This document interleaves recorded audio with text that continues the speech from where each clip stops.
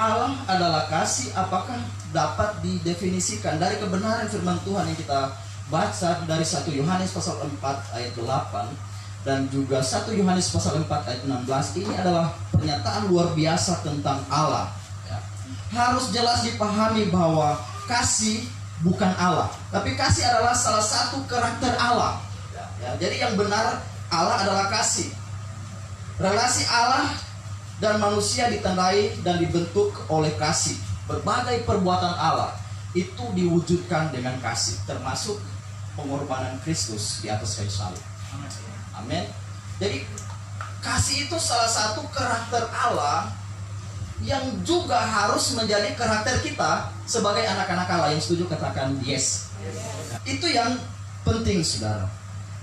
Namun di dalam bagian ini Yohanes menunjuk kepada puncak pernyataan dan wujud kasih Allah kepada manusia.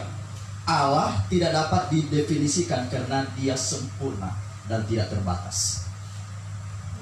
Allah tidak dapat didefinisikan dengan logika kita, cara berpikir kita. Kenapa? Karena dia sempurna. Allah itu tidak terbatas. Kita terbatas, ya. Logika kita juga terbatas, cara berpikir kita terbatas. Kenapa tidak dapat didefinisikan, saudara? Karena ketika Allah dapat didefinisikan, kita sedang membatasi Allah. Ketika Tuhan kita definisikan dengan cara berpikir kita yang terbatas, kita sedang membatasi Tuhan untuk bekerja, berkarya dalam hidup saya dan saudara. Juga pembahasan tentang esensi Tuhan sebenarnya terbatas karena manusia sebagai ciptaannya terbatas. Dengan kata lain, Tuhan terlalu kaya untuk didiskusikan dalam pikiran manusia yang sempit. Panjang lebar kita mau membahas tentang Tuhan, tentang teologi, kita tidak dapat mendefinisikan Tuhan itu seperti apa. Karena pikiran kita manusia itu terbatas. Mau profesor kah, mau doktor kah, tetap itu terbatas, saudara.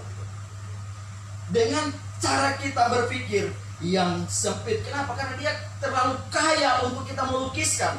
Saya tidak bisa dapat melukiskan perbuatan Tuhan yang ajaib, yang besar dalam hidup saya. Sampai hari ini saya hanya selalu bilang, saya kagum dengan Engkau Tuhan. Jadi begini, jangan kita ada masalah, sakit, pergumulan, tantangan, dosa, lantas kita merasa Tuhan tidak mengasihi kita. Karena dia adalah kasih. Dan kita merasa begini, kok saya sakit-sakitan? Tuhan ini masih mengasihi saya tidak? Kok saya ini masih banyak pergumulan, masih banyak masalah? Tuhan ini masih mengasihi saya? Kan tidak. Itu kita sedang mendefinisikan Tuhan itu seperti apa. Kita sedang membatasi Tuhan untuk berkarya, bekerja lebih besar, lebih hebat dalam hidup kita, saudara. Yang benar begini, saudara, ya. Dalam masalah, dalam pergumulan, dalam tantangan, dalam keberdosaan kita, Allah tetap mengasihi saya dan saudara. Amin. Saudara sakit, bukan berarti dia tidak mengasihi kita. Dia tetap mengasihi kita. Kita punya pergumulan, kita punya masalah, bukan berarti Tuhan tidak mengasihi kita. Saya mau bilang 100% dia mengasihi saya dan saudara. Kita merasa berdosa, saya merasa berdosa, bukan berarti juga Tuhan tidak mengasihi saya dan saudara. Untuk itu dia datang bagi saya dan saudara supaya kita diselamatkan, supaya kita dibebaskan. Kabar baiknya, saudara, sekalipun kita dalam situasi apapun, Tuhan selalu mengasihi kita.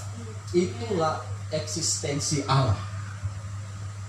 Itulah adalah keberadaan Allah.